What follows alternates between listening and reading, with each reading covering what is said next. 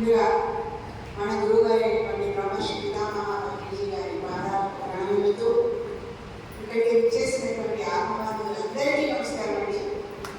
So రెక్కలి marks నిజంగా రెక్కలు 40 రోజుల్లో మరి గవర్నమెంట్ దగ్గర నుంచి మరి వీడికి మాట తీసుకున్నారు అంటే మీ సంకల్పం చాలా చాలా గొప్పది. శివరాత్రి రోజు మొదలుపెట్టాం, పండగ రోజు. ఆ రోజు ఇంకో ప్రత్యేకత కూడా ఉంది మనకి. ఏంటి? అంతర్జాతీయ మహిళా దినోత్సవం, స్త్రీశక్తి కదా. మనం అనుకుంటే ఏమైనా చేయగలం కదా. ఆ శక్తి ఉంది మనలో, అందరిలోనూ ఉంది. కాబట్టి ఆ రోజు మొదలుపెట్టి శ్రీరామనవమి పూర్తి చేసి ఈ 40 రోజుల్లో మీ ఆలోచనని, మీ సంకల్పాన్ని దృఢపరచుకొని మరి పిరమిడ్ స్థలాన్ని సంపాదించుకున్న మీ అందరికీ ప్రమాదం అందరికీ మరొకసారి అభినందనలు. వెంటనే చూసి ఈ చుట్టుపక్కల మిగిలిన ప్రాంతాల్లో అందరూ కూడా 40 రోజులు ధ్యానం చేయాలి, స్థలం సంపాదించుకోవాలి, నెత్తి మీద పైసలు వేసుకోవాలి, పిల్లలు అయిపోవాలి.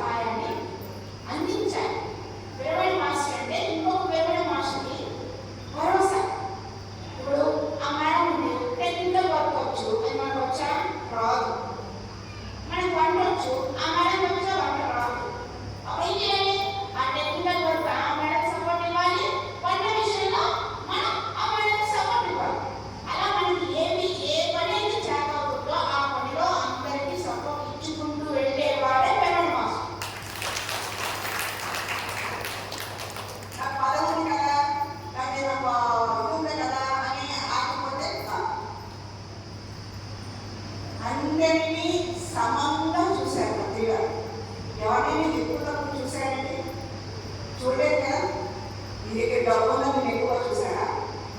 నా దగ్గర డబ్బు లేదు తక్కువగా చూసాడా? నీది ఎక్కువ కొనడం చూసాడా? నా తక్కువ కొనడం చూసాడా? నేను మీరు హైటెక్ సిటీలో ఉంటా, నేను పల్లెటూరులో ఉంటా, నేను ఎక్కువ తక్కువ చూసాడా? లేదు కదా. అందరినీ సమంగా చూశాడు. మనము ఆయన దగ్గర అదే నేర్చుకోవాలి, అదే ఆచరించాలి. నేర్చుకోవడం ఇంకా మైండ్ పట్టుకొని చెప్పడానికి కాదు. ఫస్ట్ మంది చెప్తారు మైండ్ పట్టుకొని, కానీ ఆచరించేవాడే వేరే మనం ఏ ఒక్కరిని నేర్చుకున్నా దాన్ని ఆచరించాలి. నేను పత్రికల మీద నేర్చుకుంటే ధ్యానం నేర్చుకున్నాను, శాఖాహారం యొక్క విలువని నేర్చుకున్నాను, పిరమిడ్ శక్తి తెలుసుకున్నాను. నేను నన్ను ఎవరైనా నా మూడే చెప్తాను, నాకు ఆ మూడు తప్ప ఏమి రావు. అర్థమైందా? ఆ మూడే. ఇంకొంచెం ఏంటంటే తినడం వచ్చు బాగా, ఏదో పాట పాడటం వచ్చు.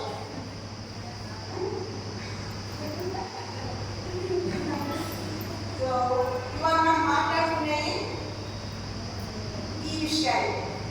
ఫస్ట్ నా ఎక్స్పీరియన్స్ చెప్తా, నేను ఎలా జ్ఞానంలోకి వచ్చాను. ఎందుకంటే మిమ్మల్ని అందరినీ చూస్తుంటే 2005 జ్ఞానంలోకి రాకముందు నేను ఎలా ఉన్నానో మీరు అలాగే ఉన్నారు.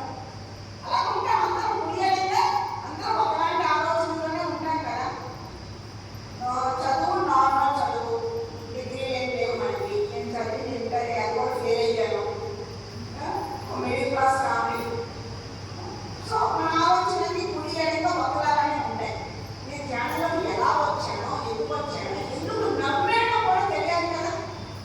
అదే మనకి, అదే ఆయుధం. ఆ నమ్మటం అనేది మనం సంపూర్ణంగా నమ్మినప్పుడు, ధ్యానాన్ని ఒక్కటి మనం సంపూర్ణంగా నమ్మితే విజేతం మనమే. ఆ నమ్మకం అనేది నేను ఎందుకంటే ఎవరి మాటలు తొందరగా నమ్మను. ఎందుకు నమ్మాలి? కోడు ఉంటుంది ఏకటి జరగడం అంటే ఆ సేవలు ఉండవు, కానీ మీకు అంటే దీన్ని అంత తొందరగా నమ్మే మనస్తత్వం కాదు. నమ్మాము అంటే పట్టుకుంటాం. నేను 2005వ సంవత్సరంలో ఈ ధ్యానంలోకి వచ్చింది. దేనికి వచ్చానంటే ఒక అనారోగ్య కారణం. మీరు అనుకోవచ్చు నీకే ప్రాబ్లం ఉంది, బాగానే ఉన్నావుగా అని. కానీ నాకున్న ప్రాబ్లం ఏంటంటే ఒకే కిడ్నీ పైగా పుట్టుకతో ఒకే కిడ్నీ ఉంది. అందరికి ఎన్ని ఉన్నాయి? 2 ఉంటాయి. మరి నాకు ఒకటి ఉంది. అది 5 వరకు నాకే తెలియదు, 5 వరకు నాకు అని తెలియదు. నొప్పి వస్తుంది, వెళ్ళి చూపించుకుంటే వాళ్ళు చెప్పారు ఒకటే కిడ్నీ ఉంది, ఉన్న ఒక కిడ్నీలోనూ రాళ్ళు వచ్చాయి. అందరు నాలుగు రాళ్ళు వెనకేసుకొని అనేది కిడ్నీ వేసుకొని కూర్చున్నారు. అప్పుడు నాకు తెలిసిందేంటి? ధ్యానం తెలియదు, డాక్టర్ తెలుసు. డాక్టర్ వెళ్తే ఎక్కడో లక్షలో ఒకడు ఉంటున్నాడు, పుట్టితో ఉంటుంది.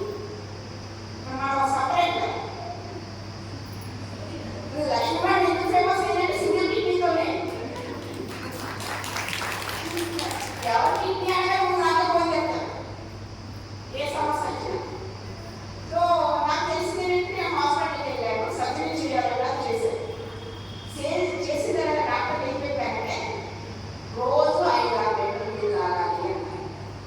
నీళ్ళు తాగాను, తాగలేం, నీళ్ళు కడుపు ఉబ్బిపోతా ఉంటుంది, తాగకపోతే బాగోదు అని చెప్పారు డాక్టర్. డాక్టర్ ఏం చెప్పారు? తూచ తప్పకుండా చేసే అలవాటు ఉన్నాయి. మనం నమ్మే కదా డాక్టర్ని. తాగేదాకా రోజు ఆ బిందె పోసి అది అయిపోయేదాకా తాగాలి, అప్పుడు పడుకోవాలి. అది నా టార్గెట్. అందరికీ డిగ్రీ సంపాదించాలి, లేదా మేడ మీద మేడ పెట్టాలని టార్గెట్ ఉంటే నాకు ఆ బిందులో నీళ్ళు అవ్వేయాలని టార్గెట్. కొన్ని తాగి నీళ్ళు ఏమంటే ఉండవు, పాత్రకాడు తాగటం, పాత్రకాడు. నా జీవితంలో జీవితం అంతా ఆ పాత్రలోనే కలిసింది. ఇబ్బంది పడ్డాను. ఇప్పుడంటే నమ్మ బస్ స్టాండ్లో ఎక్కడ పడితే అక్కడ పబ్లిక్ టాయిలెట్స్ వచ్చింది. అప్పట్లో లేవు. ఇది ఎప్పుడు అనుకున్నాను? 1996 సంగతి.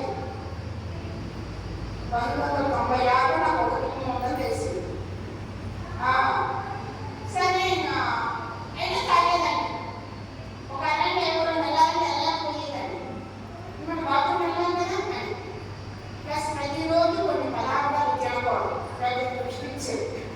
వీకెన్ వయసు చూస్తేనేమో 5 కానీ తింటే కొంచెం పిచ్చి ఎక్కువ. 5 తింటుందంటే ఎట్లా ఉండాలి? కానీ కఠినంగా పత్తి వేసేదాన్ని. ఇంటికి వచ్చానుకో సాంబార్ చేసాము, టమాటా వేసామంటే వేసావు, ఒకటే వేసాము. సర్లే నువ్వు ఒక్క టమాటా వేసిన టమాటా తినద్దన్నారంటే తాగేదన్న. ఈ కాదే ఒక్కటే వేసింది అంట.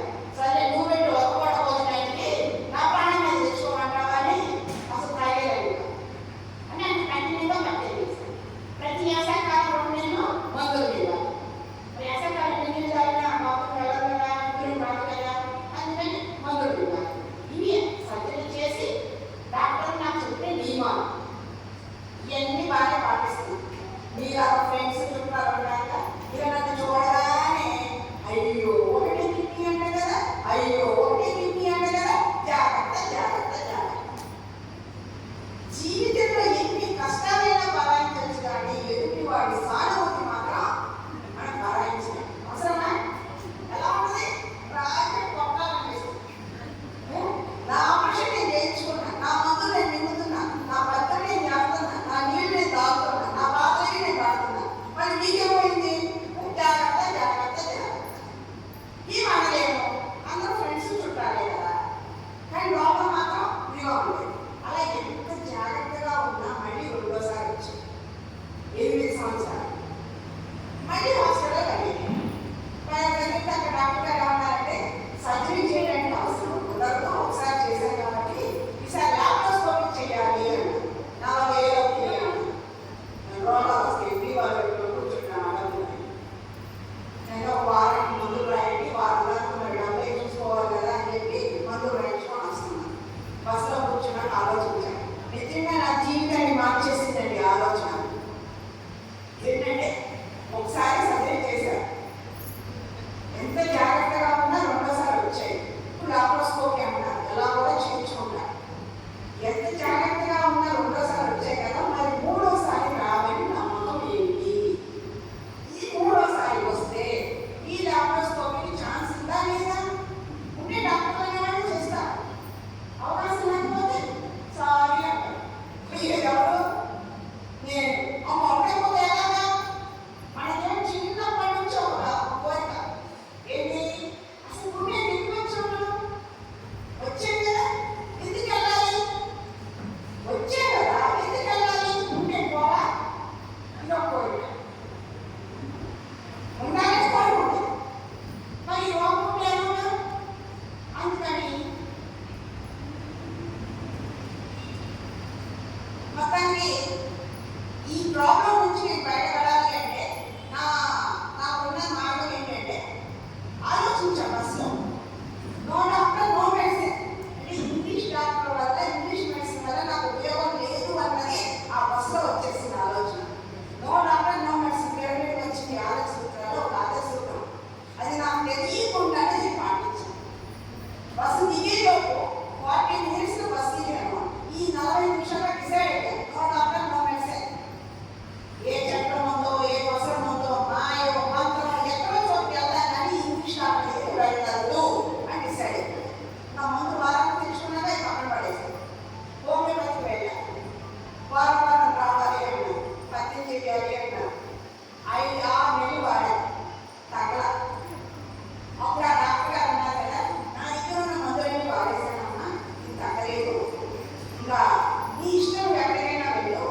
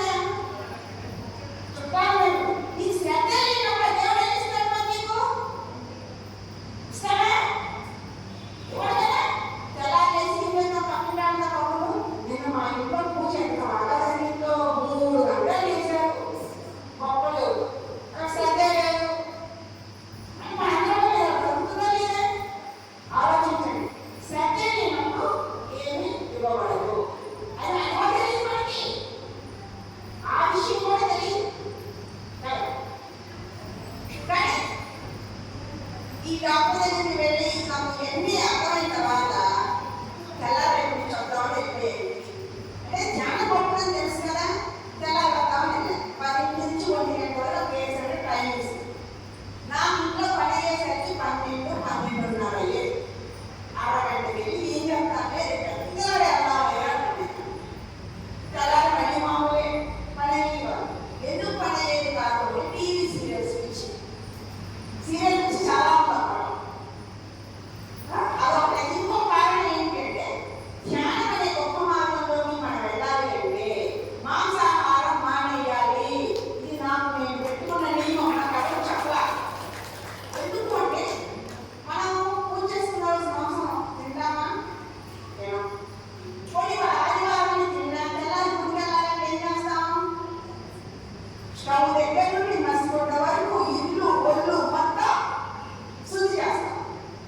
మాంసాహారం మంచిది అయితే ఎందుకు శుద్ధి జరుగుతుంది తెలియదు. మాంసాహారం మంచిది కాకపోతే ఎందుకు తింటున్నాం తెలియదు.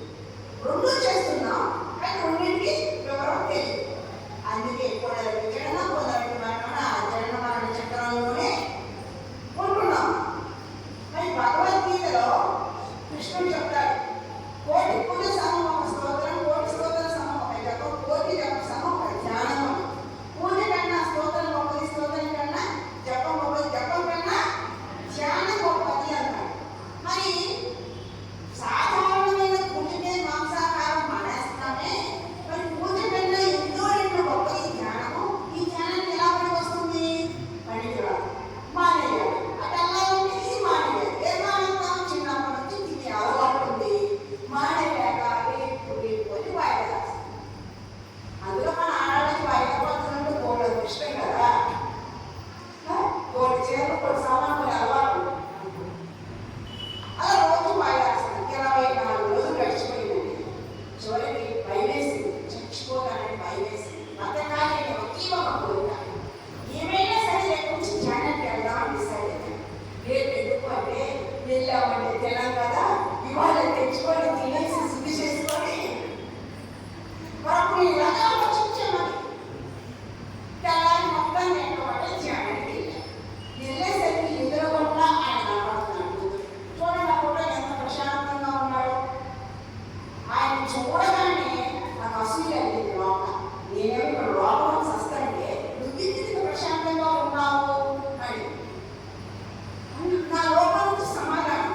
ఆయన ధ్యానం చేశాడు, ధ్యానం చెప్పాడు, అందుకే ప్రశాంతంగా ఉన్నాడు. ఇప్పుడు మనం కూడా ఎవరికన్నా పంపించాడో ఎదిరింటాడో లేదా మన ఇంట్లో పనిచేసే అమ్మాయికో అవసరానికి ఒక 1000 రూపాయలు ఎమర్జెన్సీ అవసరం వచ్చి ఒక 1000 రూపాయలు ఇచ్చాం. పాపం వారానికో 10 రోజులకో తెచ్చి ఏమని చెప్పింది? థ్యాంక్స్ అండి అంటే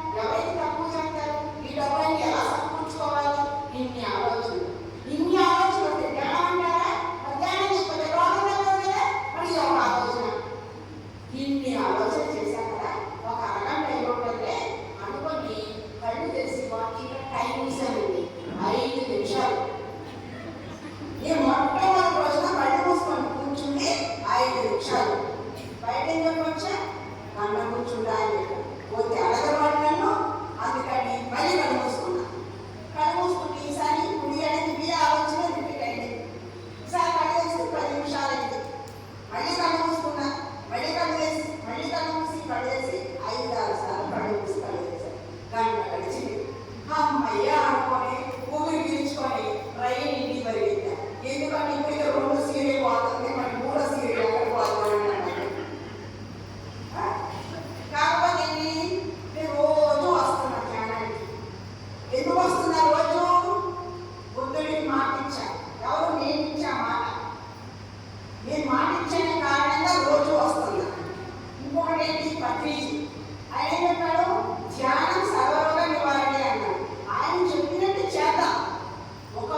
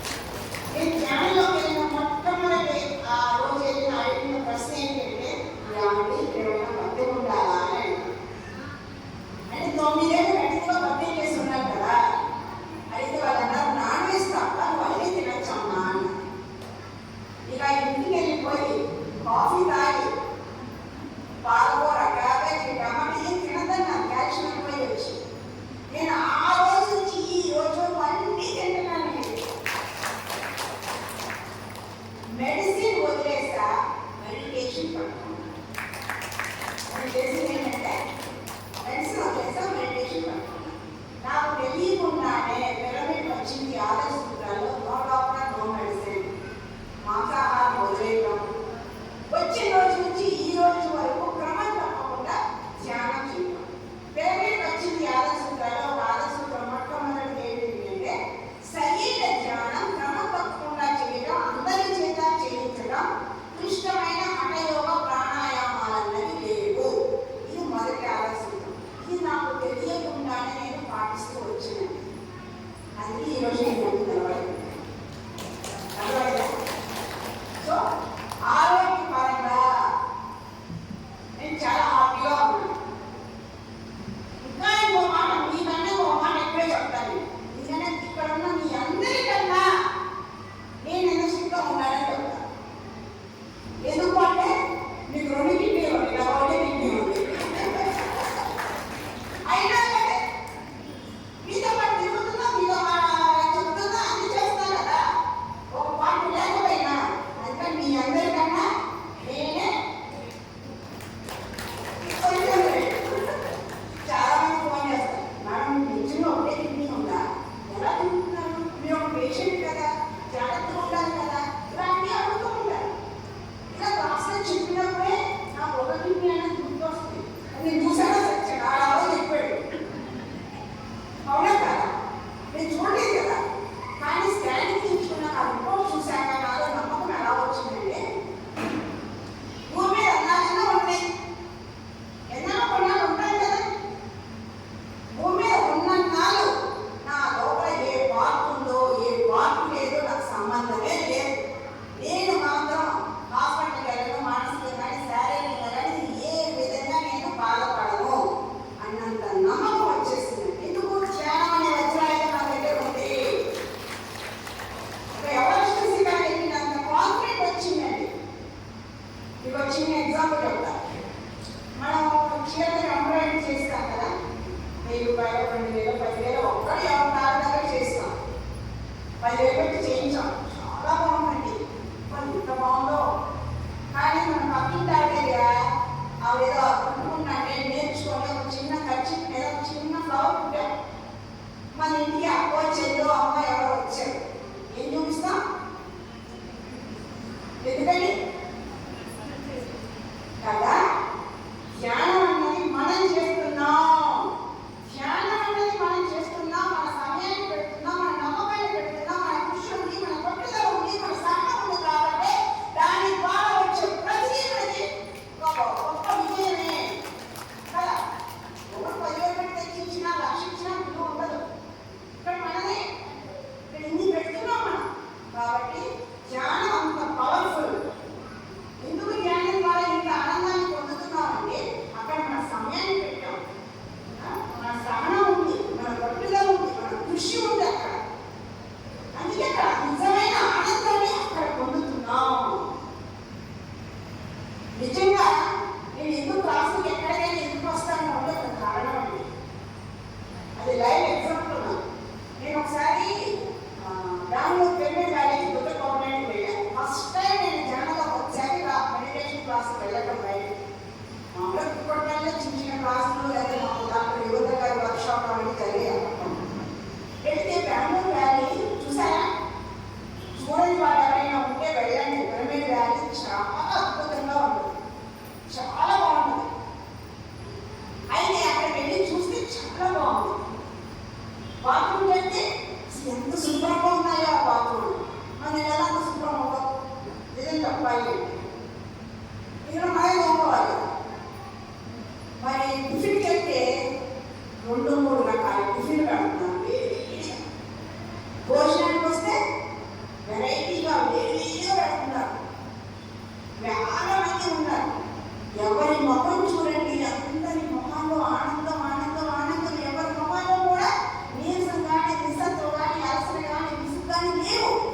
అందరి ముఖంలో ఆనందం. నేను అందరూ ఇలా చూస్తా ఉన్నా అందరిలో ఆనందం. అప్పుడు అనుకున్నమాట, అమ్మో ఇంతమంది ఆనందానికి కారణమయ్యారు కదా తప్పించి ఆనందం చూడాలి అంటే ఇట్లాంటి మెడిటేషన్ క్లాసులోనే కనబడితే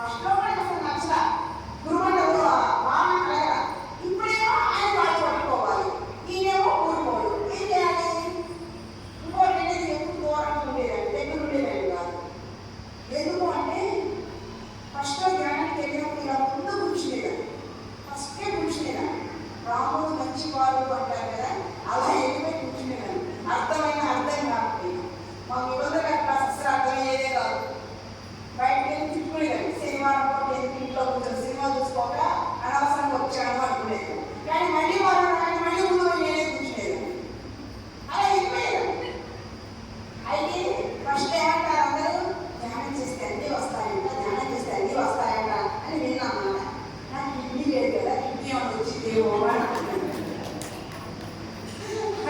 అనుకుంటే నా ఆలోచన ఫస్ట్ డాక్టర్ గారు కిడ్నీ రావాలి భయమేసిపోయింది. అమ్మో ఈయన ఇంత గొప్ప మాట చెప్పాడు, నేను అనుకున్నా చెప్పాడు కదా, ఈయన జ్ఞానం అయిపోయాడు కొద్దిగా ఆయనే చూడాలో నీ దగ్గరికి అలవాటు దూరంగా కూర్చునేదాన్ని లాస్ట్ నుంచి వెళ్ళిపోయేది. భయమేసి మనకు అంత వద్దంటే చెడాలోచన వస్తాయి కదా, అందుకని వెనక్కి కూర్చునేదాన్ని. ఆ రోజు వెనక్కి కూర్చున్నాను, చివరికే కూర్చున్నాక ఆ రోజు ధ్యానం అంతా అవార్డు ఇచ్చాను వేరే వాళ్ళు. వాళ్ళు భార్య భర్త ఇద్దరు పత్రికారి భార్యకి నమస్కారం చేస్తూ ఉన్నారు. ఇక్కడ నాకైతే గుర్తిపోతున్న లోపల అది వాళ్ళు పట్టించుకున్నా నేను పట్టుకోలేకపోతున్నాను. ఓ వీళ్ళ గారి వాళ్ళు పట్టుకోవాలి అంటే ధ్యానం అంతా అవార్డు కొట్టేయాలి బాగున్నాను. అది ఎందుకు ఇస్తారో ఎవరికి ఇస్తారో తెలియదు మనకి, కానీ నేను అలా అనుకున్నాను అంతే. సాయంకాలం పడు ఆ రోజు సాయంత్రం అయిపోయింది, తెల్లారి హైదరాబాద్ వెళ్ళిపోవాలి, బ్యాగ్లన్నీ సర్దుకొని వస్తుంటే సారీలో కూర్చొని ఉంటాను. సరే సారీలో షేక్ తీసుకొని వెళ్తాను కదా అని బ్యాగ్లో అలా పెట్టుకొని కూర్చున్నాం. ఒక్క నిమిషం కూడా కలగలేదండి, నేను ఏం అడగలేదు, జస్ట్ అలా కూర్చున్నామంటే. కూర్చొని కాళ్ళు వెనక పెట్టుకున్న కాళ్ళు ముందుకు చాపి నువ్వు కాయి అన్నాను. నేను అడగలేదు అంటే ఆ పాదానికి నమస్కారం చేసుకుంటూ అనుకున్నా, నాయన అనంతమైన సేవ చేస్తావు, నువ్వు చేసే ఈ సేవలో విశ్వంత బాగా నేను చేస్తాను, నాకు అవకాశం ఇవ్వు నాయన అని మనసులో అనుకున్నాను. అటువంటి ఆ రోజు ఆ విశ్వంత అడిగాను కాబట్టి అదే వచ్చింది ఆ విశ్వం.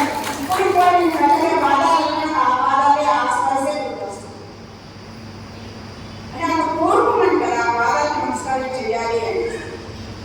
సో ఆ మనసులో అనుకున్న పైకి అన్నా నేను హైదరాబాద్ వచ్చేసాను. 2007లో 2005లో జ్ఞానానికి వస్తే 2007 బుద్ధ పౌర్ణమి జరిగింది.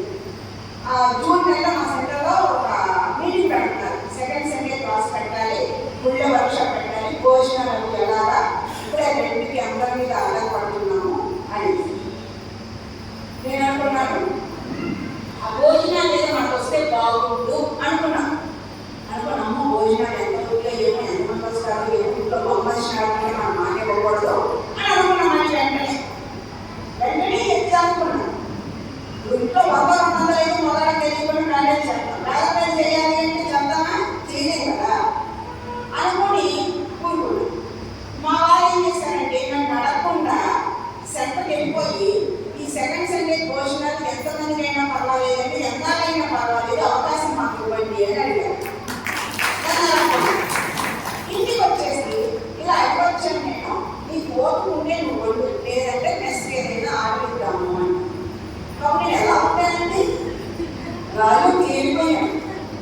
అక్కడ గురువుగారి దగ్గర నోరు తెరవకుండా జరిగిపోయింది, ఇంట్లో నోరు తెరవకుండా జరిగిపోయింది. అంటే ఆ రోజు నుంచి ఈ రోజు వరకు నేను ఏమైనా చెయ్యాలి అంటే ఎవరిని ఏమి అడగాల్సిన అవసరం లేదు.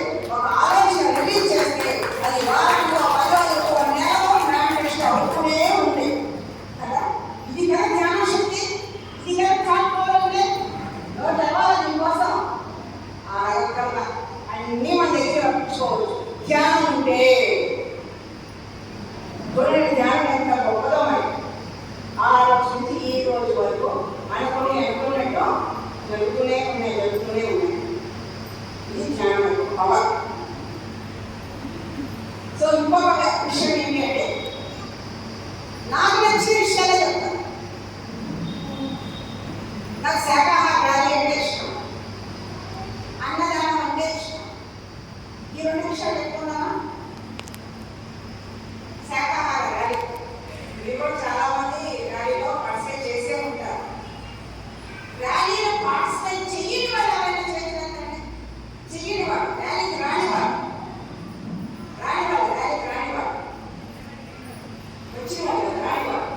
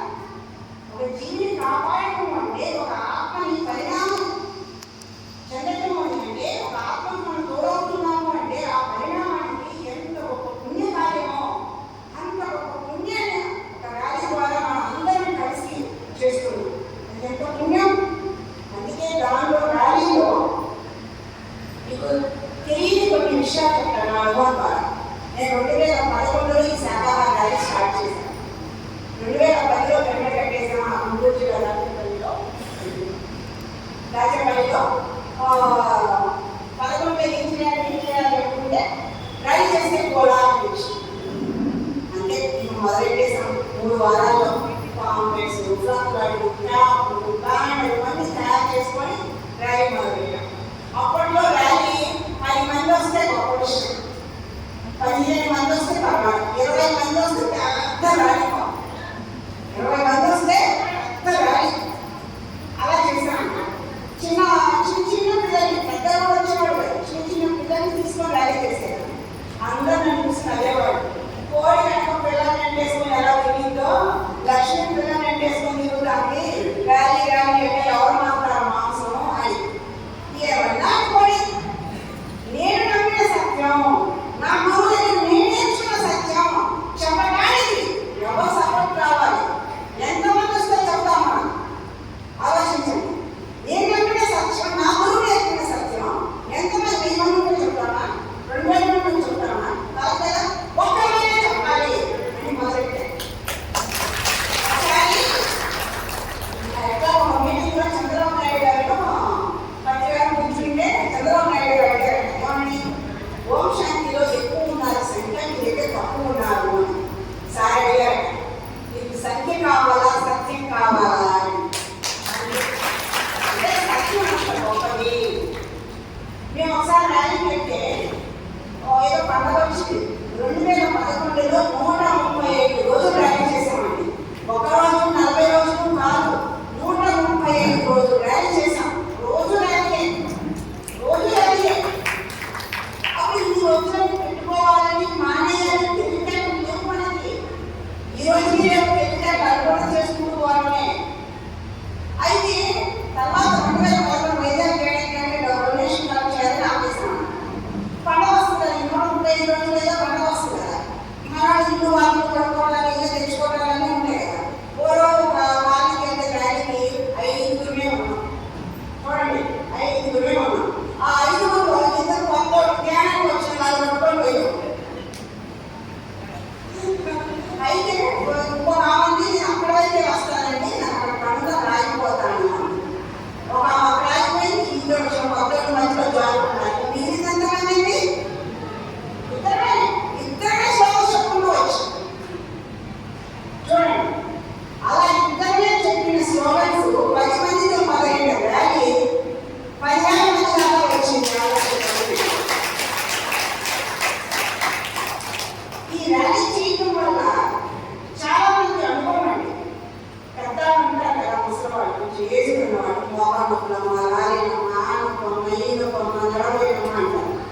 వెంట ర్యాలీకి రాలేను నువ్వు అనదు, రాలేను అని నువ్వు అనదు, ర్యాలీకి రా, 4 అడుగులు వేయి, ఆగిపో, ఆటో కట్టించుకో, అక్కడ దాకా వెళ్ళు, అంతేగాని రాను అనద్దు, రాను అని చెప్పి నామే నమ్మకంతో వస్తారు. ర్యాలీ మొదలవుతుంది. కొంచెం నడుస్తాం, ఏమో జ్ఞానం ఎక్కుతావా, ఆటో మాట్లాడినా పొద్దున నడుస్తారే అంటారు. ఇంకొంచెం దూరం అయినా అడుగుతా, ఆటో ఏమో ఎక్కించినామా, పొద్దుకు నడుస్తాను. మొత్తం ర్యాలీ అయిపోయిన తర్వాత వచ్చి మళ్ళీ ఎప్పుడు ర్యాలీ పెడతా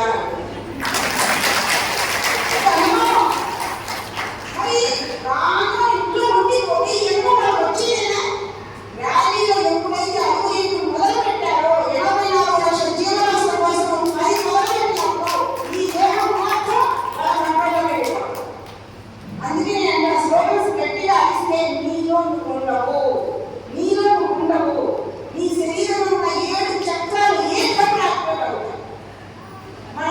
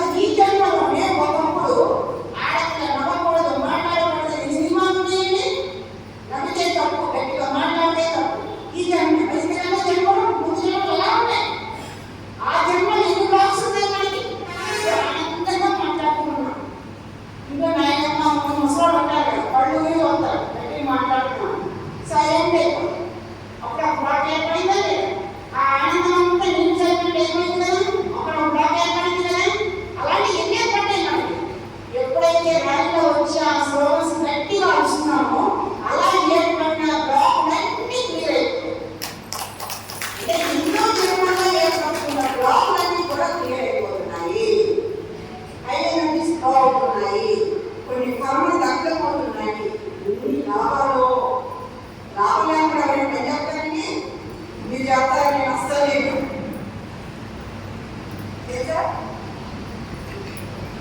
లాభం అంటే ఇంకో పని చెప్తాను, సింపుల్ అర్థమయ్యేలా. నాకేమనుకున్నామా, కోటి పూజలు చేస్తే ఎంత ఫలితమో, ఒక స్తోత్రం చదివితే అంత ఫలితం. లలిత సహస్రనామో విష్ణు సహస్రనామో 7 కోటి పూజలు చేస్తామా చెప్పండి. అసలు పూజ చేయడం ఎప్పుడు మొదలెడతామా? పెళ్ళి అయ్యాక, మన ఇల్లు మనకి ఏర్పడ్డాక, నా మూడు బాగుండాలి, ఉద్యోగం ఉండాలి, పిల్లలు బాగుంటుంది కదా, అప్పుడు కదా పూజ మొదలెడతాం. అంటే మన జీవితంలో 20 ఏళ్ళు వెళ్ళిపోయింది. 20 ఏళ్ళ తర్వాత కోటి రోజులు ఉండాలి, కోటి పూజలు కుదురుతావు బాగాలేదు. సరే కోటి రోజులు ఉండి, కోటి రోజులు ఎన్ని కుటుంబాలు ఉంటాయి మనకి అంటూ ఉంటాయని ఆ రోజు తీసేస్తాం. ఈరోజు ఎవరైనా వస్తే మైదాని 10 రోజులు తీసేస్తాం. నాలుగు ప్రయాణం ఉంటే అదేమన్నా అట్టిస్తాం ఆ రోజున. ఇలా చెప్తామా లేదా? అలా సగటున నెలకు సగం రోజులే మనకు. అలా కోటి పూజలు చేయాలంటే మనం ఎన్ని రోజులు బతకాలి? 20 ఏళ్ళ తర్వాత 2 కోట్ల రోజులు మనకు ఉంటే పూజ. కోటి పూజలు చేస్తే ఎంత ఫలితం వస్తుందో, ఒక విష్ణు సహస్రనామో, ఒక లలిత సహస్రనామో, ఏదో ఒక స్తోత్రం చదివితే అంత ఫలితం అంట. అప్పుడు ఏం చేస్తాం మనం? కోటి రోజులు ఆడపక్కడము ఈ స్తోత్రం చదివితే పాలు కనుక అయిపోతుంది, ఫలితం సమానమే కదా, ఫలితం సమానంగా వస్తుంది కదా అనుకొని నోరు తిరగకపోయినా కష్టపడి నేర్చుకొని చదివాడు కదా. నేను అలాగే చెప్పాను, విష్ణు సహస్రనామం అలాగే నేర్చుకోండి. అలా కోటి స్తోత్రాలు చదివితే ఎంత ఫలితమో, ఒక జపం చేస్తే అంత ఫలితం అంట. ఒక్కొక్క స్తోత్రం 20 నిమిషాలు పడుతుంది. నోరు తిరిగి నోరు తిరగక నేర్చుకోండి. ఒక జపం ఏదో ఒక మాత్రం తీసుకుంటే ఈజీ కదా. అప్పుడు ఏం చేస్తాం? స్తోత్రాన్ని కూడా పక్కన పెట్టి జపంలోకి జంప్ అయిపోయి తిరిగి చేసే పని కదా. అలా కోటి జపాలు చేస్తే ఎంత ఫలితమో, ఒక గంట ధ్యానం చేస్తే అంత ఫలితం. మరి ఏం చేస్తున్నారు? ఎవరో వచ్చారు, ఇవన్నీ మొదలు ఈ వాళ్ళంతా ఈ ఇవన్నీ చేయమన్నారు కదా. తర్వాత ఈ కోటి జపాలు చేసే ధ్యానం చేసి అంతే అన్నారు కదా. ఆ జపాలు పక్కన పెట్టి ధ్యానంలో వచ్చేస్తారు. ఇది తెలివి వాళ్ళు చేసే పని. అదే ఫలితం ఒకటే వస్తాను. అందుకని ధ్యానం చేసిన, ధ్యానం చెప్పిన, మాంసం మానేసిన దానికన్నా మాంసం మానేసి చెప్పేదానికే ఫలితం ఎక్కువ ఉంటుంది. రావాలి, ఎక్కడ ర్యాలీ పెట్టినా రండి. ఎంతమంది వస్తే ర్యాలీకి వస్తారా? 10 మంది వస్తే వస్తారా? 100 మంది వస్తే వస్తారా? 1000 మంది వస్తే వస్తారా? ఎంతమంది వస్తే వస్తారా చెప్పండి. ఎవరు వచ్చినా రాకపోయినా మన వెళ్ళాలంటే ఒక సంబంధం లేదు. అదే 10 మంది ఉన్నా ర్యాలీకి వెళ్ళాలి, 20 మంది ఉన్నా ర్యాలీ చేయాలి. సో అందుకని ఏం చేయాలంటే, ఈసారి ఎక్కడ ర్యాలీ జరిగినా ర్యాలీ అటెండ్ అవ్వండి. వారంలో రోజు, 15 రోజులు, నెలకు రోజు మీ ఊళ్ళో మీరున్న ఊళ్ళో మీరు ర్యాలీ చేయండి. ఎవరో పర్మిషన్ అక్కర్లా, అర్థమైందా? చిన్న చిన్న గల్లీలో ర్యాలీకి ఏ పోలీస్ పర్మిషన్ అక్కర్లా. నేను ఫస్ట్ 2011లో పోలీస్ స్టేషన్కి వెళ్ళాను పర్మిషన్ కోసం. వెళ్తే ముస్లిం ఆయన కూర్చొని ఉన్నాను. అమ్మ పర్మిషన్ ఇచ్చిన ఆయన బయటకు వెళ్ళాడు, కూర్చో అన్నాడు. అలాగే కూర్చున్నాను. ఆయన మళ్ళీ కూర్చోబుద్ధి కాకుండా పోలీస్ స్టేషన్ కూర్చున్నాను. సార్ ఇంకా రాలేదండి, వస్తారు కూర్చున్నాను. సార్ పర్మిషన్ తీసుకోకపోతే ఏమవుతుందండి? మరి రోజు చేద్దాం, రోజు పోలీస్ స్టేషన్ చేస్తున్నామా? అది ఏమి అవదమ్మా, నేను చేసేది చాలా మంచి పని. కాకపోతే ఇప్పుడు చదువులు ఉన్న ఊరుకులు ఎక్కువయ్యారు కదా. ఎవరైనా కంప్లైంట్ ఇస్తే అందుకు మా అమ్మలు అందరి దగ్గర ఉన్నాయి కదా, కంప్లైంట్ ఇస్తే మేము వస్తాము, రావాల్సి వస్తుంది. వచ్చి ఏం చేస్తారండి ఆయన? ఏమున్నాము, మనం తీసుకొచ్చి కాసేపు కూర్చోబెట్టి పంపిస్తాము. తీసుకొచ్చి అసలు కూర్చోడం పంపిస్తారు. అదే లేదు మనం కూర్చోడం మీరు అన్నం పెట్టాలా ఏమి పంపుతారా అంటే అంత ఎవరైనా కంప్లైంట్ ఇస్తేనేనా మీరు వచ్చేది అని. అవునమ్మా కంప్లైంట్ ఇవ్వతే రా మాకే పడమ్మా అసలు మీరు ఎంత మంచి పని చేస్తుంటే అని. అప్పుడన్నా అయితే సార్ మా మీద మా మీద కంప్లైంట్ ఇవ్వలేదు అని. మీరు చెప్పేది మంచి పని మా మీద కంప్లైంట్ ఇవ్వరు. ఆనందంలో నీకుంటే తిరుమలిపోయారు అంటే వచ్చేసాయి. పర్మిషన్ లేదు. ఆ రోజు నుంచి ఈ రోజు మేము పర్మిషన్ లేవు ర్యాలీకి. ఒక చార్మినార్ ర్యాలీకి మాత్రం ఎక్కువ మంది నేను క్రిటికల్ ఏరియా కాబట్టి అక్కడ పర్మిషన్ తీసుకుంటాను. ఆ మిగిలిన ఏరియా ర్యాలీకి ఎప్పుడు పర్మిషన్ తీసుకోవాలి. అయితే ఏంటంటే ఆ ఆఫీసర్ ఆయన ఇచ్చాడండి ఎందుకని ఆయనే చెప్పేదాన్ని. కాబట్టి మీరు కావాలనుకునేవాడు వాడు ఎప్పుడూ పర్మిషన్. అందుకని మనకి ఎవరి పర్మిషన్ అవసరం లేదు. ఈ 10 మంది కలిసారా నెల 1 గంట 2 గంటలు 2 గంటలు 3 గంటలు 4 గంటలు చేయండి ర్యాలీ చేసండి. మీ ఊళ్ళో చిన్న స్కూల్ ఉంది, 100 మంది పిల్లలు ఉన్నారు. ఒక పీరియడ్ పిల్లలు తీసుకెళ్ళి ర్యాలీ చేసి అప్పుడే ఒక బిస్కెట్ ప్యాకెట్ ఒక అర్థం ఇచ్చి వచ్చేయండి. ఇలా ర్యాలీ అందరూ చేసుకుంటే ఒక పాజిటివ్ ఎనర్జీ ఎందుకు పెడతాము? భూమి మీద పాజిటివ్ ఎనర్జీని పెంచే బాధ్యత మనదే కదా. తెలియని వాడు ఎలాగో తెలియకుండా ఉన్నాడు. ధ్యానం తెలుసు, ఎనర్జీ తెలుసు. తెలిసిన వాళ్ళు ఎందుకు ఎక్కువ చేయట్లేదు? అరగంట గంట 2 గంటలు ఎందుకు సరిపెట్టుకుంటున్నారు ధ్యానాన్ని? మినిమం 3 గంటలు ధ్యానం ఎంతమంది చేస్తున్నారు? చేయాలండి. రోజుకి 3 గంటలు ధ్యానం. Very good, very good. 5 గంటలు ధ్యానం ఎంతమంది చేస్తున్నారు? లేదు. అయితే 16 మంది వెళ్ళాలి. కనీసం అమావాస్యకో పౌర్ణమికో ఒక 10 గంటలు ఎంతమంది చేస్తున్నారు? రోజు వదిలే కనీసం అమావాస్యకో పౌర్ణమికో లేదా ఒకళ్ళు. Very good, very good. అయితే ఈ సంవత్సరం నాకు ఒక చిన్న క్లాస్ అసలు ఆ విషయం చెప్పడానికి వస్తాయి ఇదంతా తిరిగేదాన్ని. ఈ సంవత్సరం మనకి ధ్యానం చేసి ఆరోగ్యమయ్యామా లేదా? అవునా? రూపాయి విలువ తెలుసుకున్నాం, సమయం విలువ తెలుసుకున్నాం, ఆరోగ్యాన్ని బాగు చేసుకున్నాం, ఆనందంగా ఉంటున్నాం. ఇంకా గొప్ప విద్య ఇచ్చారు పత్రిజీ మనకి. కానీ పత్రిజీ పుట్టిన రోజు ఎప్పుడైనా నవంబర్ 11. ఆయన పుట్టినరోజుకి కానుక ఏమైనా ఇద్దామా వద్దా? ఏం మాట్లాడలేదు. ఏమిద్దాం అంటే మన దగ్గర ఆయన ఏం తీసుకోవాలి, బతుకున్నాడే ఏం తీసుకోవాలి, పోయినా ఏం తీసుకుంటారా? మనకునే ఆశించింది ఏంటి? ధ్యానం, ధ్యానం, ధ్యానం మాత్రమే. అందుకని ఈసారి ఏం చేస్తామంటే మహేశ్వర మహాపేరులో నవంబర్ 10వ తారీఖున ఉదయం 11 గంటలకి కూర్చొని 11వ తారీఖు 11 గంటల 11 నిమిషాల 11 సెకండ్లకి ఓకే చెప్పబోతున్నాం. 24 గంటలు సింగిల్ సిటీలే. నేను అక్కడ కూర్చున్నానని అంటే కాదు. 24 గంటలు కూర్చునే వాళ్ళకి మాత్రమే ఆ రోజు అక్కడ అవకాశం.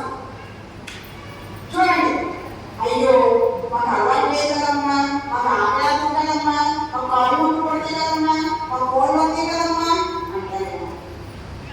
వస్తాయి. ఒకరోజు ఫోన్ ఆఫ్ చేసి ఏమవుతుంది? ప్రపంచం తగ్గింది వద్దా? అవ్వదు కదా. ఇక ఆకలి అంటారా, నిద్ర అంటారా, కాళ్ళు నొప్పులు అంటారా, నడుము నొప్పి అంటారా, ఏమేమంటారు. ఎందుకు అంటే 24 గంటలు నువ్వు అఖండ ధ్యానం చేయాలని నీ భావనా క్షేత్రంలో నువ్వు ఎప్పుడైతే సంసిద్ధం అవుతావో 5 క్షణం నుంచి నీ మనసుని, నీ శరీరాన్ని, నీ బుద్ధిని, నీ ఆత్మని అన్నింటినీ నేచర్ తన కంట్రోల్లోకి తీసుకుంటాడు. అర్థమైందా? ఇది నా అనుభవం అండి. మేము ఈ సంవత్సరం హైదరాబాద్లో బాలినగర్ ట్రస్ట్ ఏం చేస్తుందంటే ప్రతి అమావాస్యకి ప్రతి పౌర్ణమికి 24 గంటల ధ్యానం. ప్రతిసారి నేను కూర్చుంటున్నా, నాతో పాటు ఎంతో మంది కూర్చుంటున్నారు. నేను 4-5 ప్లేసుల్లో మాత్రమే మొబైల్ చేశాను. కానీ ఇంకో 4-5 ప్లేసుల్లో అంటే దాదాపు 12-13 ప్రాంతాల్లో హైదరాబాద్లో అమావాస్య పౌర్ణమి ధ్యానాలు జరుగుతున్నాయి. ఆ మెసేజ్ చూసినప్పుడు అనుకున్నాను, ఏంటి నేను చెప్పకుండానే వీళ్ళందరూ కూర్చుంటున్నారు అనుకొని, ఓ నాకు వచ్చిన సిగ్నల్స్ లాగానే వాళ్ళకే సిగ్నల్ వచ్చింది ధ్యానం చేయమని, అందుకే వాళ్ళు చేస్తున్నారు అని అనిపించింది. ధ్యానంలో కూర్చొని ఒక ప్రశ్న వేసుకున్నా, నా మనసు ప్రేరేపించి నేను కూర్చుంటున్నాను ధ్యానానికి లేదా విశ్వానికి అవసరమయ్యి మన ద్వారా చేయిస్తుందా అని ప్రశ్న వేసుకున్నాను. అనుకున్నప్పుడు నేను ఆలోచించాను, నాకు సమాధానం ఎలా అందింది అంటే, నేను ఆ నైట్ జర్నీ చేసి వచ్చాను. నైట్ అంతా జర్నీ చేసి వచ్చి మనం 24 గంటల ధ్యానానికి కూర్చున్నప్పుడు నైట్ జర్నీ చేసి వస్తేనే తెల్లవారు పోటీలో పడుకునే తప్ప మళ్ళీ మనం నార్మల్గా రాము. అలాంటి మనం 24 గంటల ధ్యానానికి కూర్చుంటే నడుము కొంచెం లాగేయాలి కదా, నడుము శరీరం తేలిగ్గా ఉంటుంది, ఇంకా కూర్చోవాలనిపిస్తాను, మనసు చాలా ఫిట్నెస్ మారిపోతుంది. నీకు ఆపరేషన్ చేయించుకున్నప్పుడు మత్తు ఇస్తారు కదా, మత్తు ఇవ్వగానే అది ఎరుపు ఉంటుంది, కొంచెం మత్తులో బాగుంటుంది, అవునా కదా, చేయించుకున్నాక అర్థం అవుతుంది. అదొక మైకం అలా ఉంటుందండి, కొంచెం ఎరుపుగా ఉంటుంది, కొంచెం మత్తుగా చాలా బాగుంటుంది. అలా అనిపిస్తుంది బాడీ అంతా చాలా బాగుంటుంది, నడుముకు రావట్లా. కొన్ని ఆకలేస్తుందా అంటే ఆకలి అయ్యట. రోజుకి మామూలుగా అయితే పొద్దున్నే కాఫీ తాగి, తర్వాత టిఫిన్ తిని, తర్వాత భోజనం చేసి, మళ్ళీ స్నాక్స్ అని, మళ్ళీ టీ అని, మళ్ళీ రాత్రి భోజనం, రోజుకి దాదాపుగా 10 సార్లు లోపల వేస్తాం. వస్తామా లేదా? ఏయో ఒకటి 10 సార్లు, మధ్యలో పిండి వంటలను, మధ్యలో ఫ్రూట్స్ అనో ఏయో ఒకటి 10 సార్లు లోపల వేస్తాం. అలాంటిది మరి 24 గంటలు కూర్చోవాలనుకున్నప్పుడు ఒక 10 గంటలు, 8 గంటల నుంచి 10 గంటల నుండి 8 గంటలు తాగడం ఆపేస్తాను. ఏది తినడం ఇది తాగడం 10 గంటల ముందు నుంచి. మరి ఇన్ని గంటలు ఏది లేకున్నప్పుడు కడుపు ఆకలయ్యే కదా, ఆకలి అవ్వట్లేదు. నేను మనిషినే కదా, నేను మనిషినే అయినప్పుడు నాకు ఆకలయ్యాను కదా, మరి నేను ఆకలయ్యట్లేదే అంటే నేను దేహస్థితిలో లేను. ఎందుకు లేను? నువ్వు నీ భావన క్షేత్రంలో సంసిద్ధం అయ్యావు కాబట్టి నీ దేహస్థితి నుంచి నువ్వు బయటకు వచ్చేసావు. ఆకలి మామూలుగా మనం 4 గంటల 5 గంటల తినకుండా తాకుండా ఉంటే నోరు ఎండిపోతూ వస్తుంది కదా, నోట్లో లాలాజలం ఉండదు. కానీ మరి నేను 10 గంటల ముందు నుంచే తాకుండా తినకుండా ఉంటే తినేటప్పుడు లాలాజలం ఎలా ఉందో ఈ 24 గంటల నోట్లో లాలాజలం అలాగే ఉంది, రెయ్య పట్ట. అంటే అప్పుడు నాకు అర్థమైంది, ఆకలి లేదు, దాహం లేదు, లాలాజలం ఉంది, కూర్చోవాలని ఇంట్రెస్ట్ కలుగుతుంది. నాతో పాటు 3 మంది కూర్చుంటున్నారు అంటే ఇప్పుడు ఈ సమయంలో ఈ 24 గంటల ధ్యానం అనేది ఈ విశ్వానికి అవసరము అనేది నాకు అర్థమైంది. అన్ని 24 గంటల ధ్యానం చాలా ఇంకా జరుగుతుంది అమావాస్య పౌర్ణమి. అట్లాగే మీరు కూడా ఈ చుట్టుపక్కల ప్రాంతం నుంచి మరి నవంబర్ గురుగారు పుట్టినరోజు కానుకగా 24 గంటల అఖండ ధ్యానాన్ని, ఆ విశ్వశక్తిని మనం గురువుగారు బహుమతిగా ఇద్దాం. ఆ శక్తిని ఆయన ఏం చేస్తారో ఆయన ఇష్టం. ఒక్కొక్క మాట చెప్పారు గురువుగారు, ఆరోగ్యం బాగోలేదా ధ్యానం, మనసు బాగోలేదా ధ్యానం, పరిస్థితి బాగలేదా ధ్యానం, ధ్యానం ధ్యానం అన్నారు. మనకి 2 గంటలు ధ్యానం చేసుకున్నాం, ఆరోగ్యం బాగుంది, మనసు కాస్త అన్నింటిలో బాగానే ఉంది. కానీ పరిస్థితులు బాగున్నాయా చెప్పండి? విడిగా ఏ రంగంలోనైనా పరిస్థితులు బాగున్నాయండి. ప్రెసెంట్ హాట్ టాపిక్ ఏంటి? ఎలక్షన్స్ కదా. ఈ రాజకీయ రంగం అంతా బాగుందా చెప్పండి? బాగా. పోనీ వైద్య రంగం ఏమైనా బాగుందా? బాగా. విద్యా రంగం ఏమైనా బాగుందా? బాగా. అంటే సమాజంలో ఏ రంగంలోనూ పరిస్థితి బాగుందా? మరి ఈ పరిస్థితులు అన్నింటినీ ఒక దాని మీద రావాలి అంటే, చక్కబడాలి అంటే ఏం చేయాలి? కొన్ని మన ఎదురు చెప్తే ఎవరైనా ఎట్టాడా? మేము మైండ్లో వెళ్ళాలి, మనం మాట్లాడాలా, మనం ఎవరు మాట్లాడాలా, మన పిల్లలు మాట్లాడాలా, బయట ఎట్లా నేను ఒకరు చెప్తే ఇంకొకరు ఎవరు వినరు. మరి దీని మార్గం ఏంటంటే ధ్యానం ధ్యానం ధ్యానం. అలా మనం తెలియదు, అలా చెయ్యరు. మరి ధ్యానం తెలిసిన మనం ధ్యాన సమయాన్ని పెంచాలి. అందరం ధ్యాన సమయాన్ని పెంచితే ఆ పాజిటివ్ ఎనర్జీ వల్ల పరిస్థితులన్నీ కూడా చెప్పబడతాయి. బాధ్యత మన మీద ఉంది. అందుకే ధ్యానం ఎక్కువ చేయాలి. అందుకనే ప్రతి రంగంలో పరిస్థితులు బాగుపడాలి అంటే మనం పిల్లల మాస్టర్గా జన్మ తీసుకున్నాం కాబట్టి మనం ధ్యానం చేయాలి, ఎక్కువ చేయాలి. అందుకని ఎక్కువ చేయడం మొదలుపెట్టండి. 10 గంటలు, 15 గంటలు, 20 గంటలు, 24 గంటలు